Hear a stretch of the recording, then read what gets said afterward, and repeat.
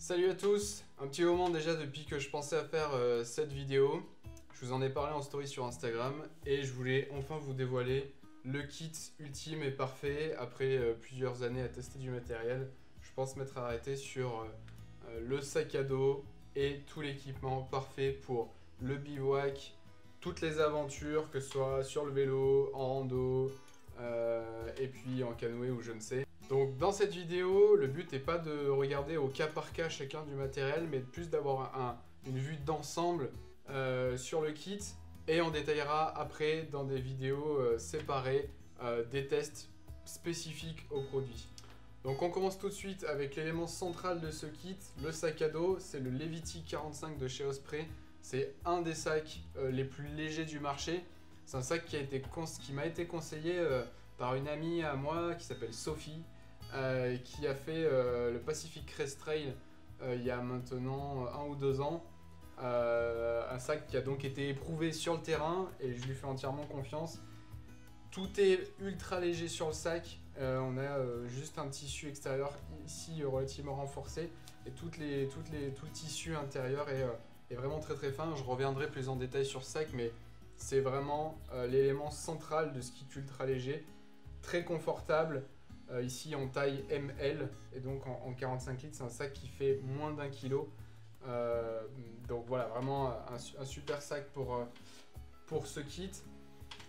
On va retrouver ensuite cette tente. Alors chez MSR, je commence à avoir testé pas mal de tentes de leur gamme. Ici, ils m'ont envoyé la Freelite 1, qui est une tente, donc une personne. Une tente vraiment légère, on est à peine 1,2 kg montée, avec ici les arceaux. Je sépare volontairement donc la tente et les arceaux, simplement parce que au moins on peut rentrer la tente ici à l'intérieur du sac à dos et les arceaux on les met sur le côté. C'est une tente qui est vraiment très compacte, très légère et surtout voilà, une tente 3 saisons, donc qui va permettre d'avoir un peu plus de confort que juste un tarp ou un sursac. On va continuer avec ce matelas. Des matelas, pareil, je commence à en avoir testé quelques-uns, mais celui-là c'est vraiment mon préféré. Le Uberlight de chez Thermarest.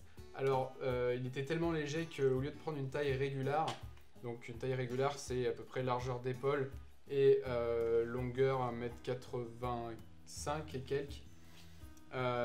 J'ai pris une taille large parce qu'il était tellement léger que je voulais un petit peu plus de confort. Et c'est vraiment parfait. Pour ceux qui dorment sur le côté, on peut étendre les jambes un petit peu. Il est vraiment formidable. En plus de ça, on a un petit sac fait exprès pour le gonfler. On vient insérer la valve directement du matelas sur ce petit sac là. Et on peut le gonfler sans avoir à mettre l'air de la bouche. Je reviendrai plus en détail là-dessus, mais ça a son importance. Tac. Celui-ci, vous commencez à le connaître, c'est mon duvet, c'est le Sea2 Summit Spark 3. C'est un duvet qui permet de descendre jusqu'à des températures légèrement négatives, -4 environ. Il est vraiment très très chaud et avec un duvet hydrophobe. Donc voilà, vraiment un super duvet, très léger, très compact. Celui que j'amène sur mes aventures depuis maintenant plus d'1 an et demi. Et il est super. Petite nouveauté que j'ai reçue il n'y a pas très longtemps, c'est cette chaise pliable de Helinox. Alors ça faisait très longtemps que je voulais trouver une solution pour m'installer confortablement au bivouac. J'avais constamment mal au dos à me mettre par terre dans des positions un peu n'importe comment. La solution on l'a trouvée et la solution elle pèse 510 grammes. Donc voilà, c'est absolument parfait. Très résistante et surtout super confortable, ça permet de cuisiner, de s'asseoir, de faire des photos confortablement et ça c'est un vrai plus pour ce poids. Donc ça c'est pour la partie voilà, matériel confort, bivouac et nuit. Alors sur la partie nuit j'ai une petite pochette où je range des accessoires. Ça c'est un bandeau pour les yeux. Je suis un dormeur un peu difficile donc j'aime bien voilà, avec une petite paire de boules caisses. Un oreiller ultra léger gonflable Pour ceux qui dorment sur le côté, vous connaissez l'importance d'avoir un oreiller en rando. Entre l'oreiller plus la doudoune, on arrive à trouver un certain confort. Ensuite, je suis assez adepte des poches à eau. Alors là, j'ai un gros modèle de chez Hydrapack. Je crois que c'est une 3 litres. Une 3 litres, voilà, parce que si j'ai pas une gourde sous la main, je suis un vrai chameau, donc je ne bois pas. Et là, d'avoir juste la pipette sous la main, ça permet de boire, de s'hydrater en continuant de marcher. Donc voilà, pas obligé de s'arrêter tout le temps, sortir la gourde, boire un coup, parce que la finalité de ça, c'est qu'on boit jamais et qu'on finit déshydraté sur la rando. Pour la cuisine, ça c'est pareil, c'est une nouveauté. Mes sœurs m'ont envoyé leur kit de popote avec le réchaud Pocket Rocket. C'est vraiment très bien construit, je reviendrai plus en détail également dessus. On a un petit pot pour manger à l'intérieur, gradué. Ici, une petite gamelle très légère, avec une pince en aluminium pour venir saisir le pot une fois qu'il est chaud. Et puis surtout, tac, dans une belle petite pochette Samaya pour éviter d'abîmer l'intérieur de la popote. Le réchaud avec un piezo. Ça sauve la vie, un petit piezo intégré sur le réchaud, simplement parce que ça arrive ça m'est arrivé plusieurs fois d'arriver en rando, de tout avoir, sauf un briquet. Et là, là c'est pas cool. Donc le petit piezo intégré, voilà, il sauve bien la vie. Toujours dans les fameuses petites pochettes Samaya, elles sont super légères, moi j'aime bien mettre mon matos là-dedans. Un couteau, donc un bon couteau, parce que j'aime bien les couteaux. Un Light My Fire, un super cut pour couper le saucisson, des petits couverts légers. Et puis un petit filtre à café de chez Citrus Summit, pliable, voilà, avec un filtre en fer à mettre au fond. Voilà, je fais partie de ceux qui aiment bien boire un petit café le matin, et c'est également un petit confort en plus. Ça, c'est vraiment le saint graal du randonneur ultra léger. C'est un mug en titane. C'est vraiment super léger. L'avantage, c'est que ça a une faible conductivité de la chaleur, donc si vous mettez un café chaud jusqu'à peu près ici, vous craignez pas de vous brûler en haut de la tasse, ce qui n'est pas le cas avec de l'aluminium. Ensuite, on continue. Sur ce qui est de l'eau, je me suis mis à filtrer mon eau de plus en plus souvent. D'abord parce que ça permet de servir un peu n'importe où.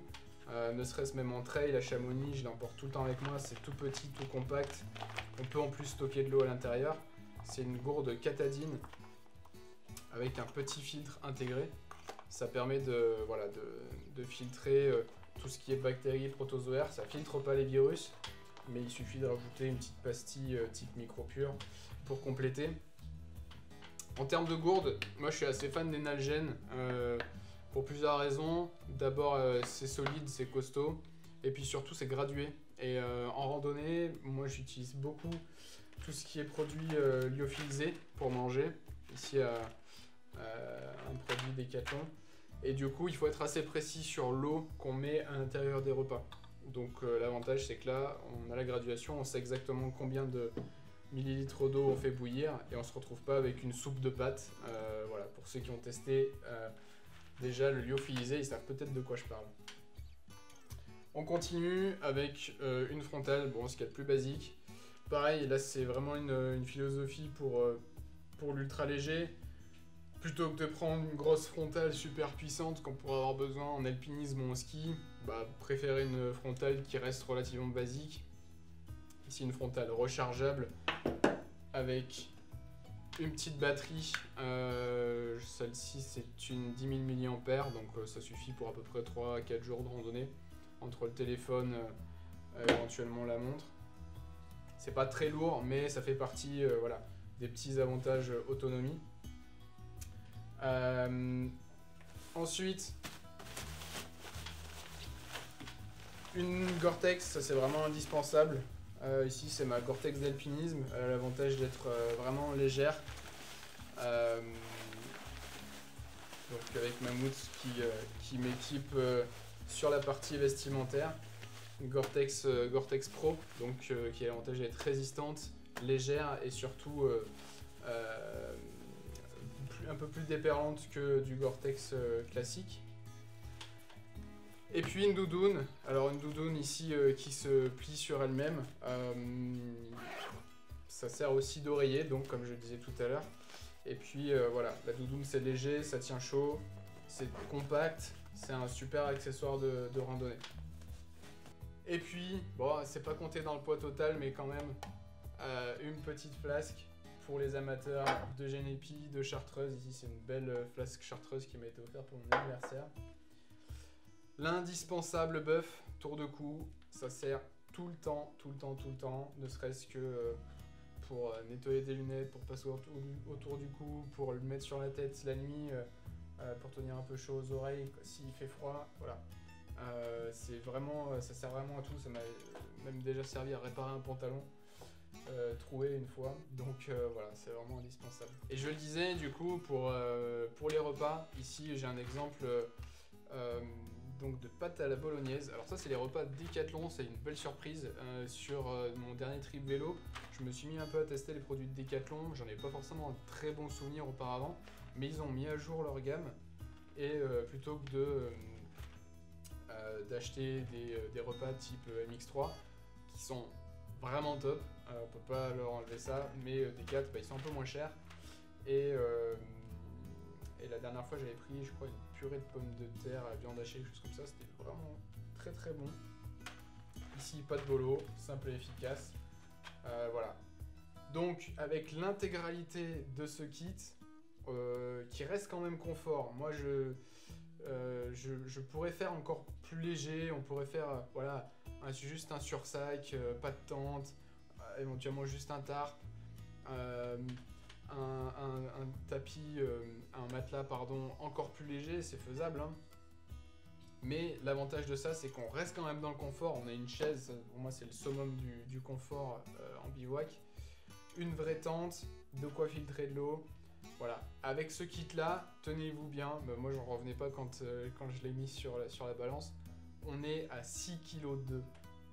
6,2 kg, enfin moi ça me paraît vraiment hallucinant, avec le sac à dos compris. Ça me paraît vraiment hallucinant parce que d'habitude je me trimballe toujours avec mon appareil photo, le drone, les GoPro, les machins, donc j'ai souvent un gros sac à dos de 60 litres. Et voilà, donc j'en ai marre de me péter le dos. Ce kit là, plus juste une GoPro et un iPhone, on peut faire des super images. Et surtout, ça reste super léger. Donc vous avez été nombreux à me demander un peu des conseils sur votre matériel pour cet été. Je pense que c'est un peu l'effet aussi confinement, Covid, etc. Les gens ont envie d'aller en montagne, donc ça c'est chouette, vraiment super, n'hésitez pas. Si vous avez besoin de conseils, je répondrai avec grand plaisir à vos questions. Sur les tentes, vous retrouverez les différents articles de test sur mon blog, notamment la Zoic 2 comparée à la Uba Uba NX de chez MSR. C'est vraiment les tentes de place phares du marché, en tout cas chez MSR. J'ai un test plus approfondi de la Freelite 1 qui va venir très bientôt. C'est une belle surprise cette tente. Et puis voilà, globalement pour ce kit, j'ai hâte de faire des images avec tout ça, de partir un peu à l'aventure. Et si vous avez des questions, n'hésitez pas directement en message direct sur Instagram ou en commentaire de cet article. Moi en attendant de vous croiser en montagne, je vous dis à très bientôt, profitez bien et surtout régalez-vous dehors. Ciao!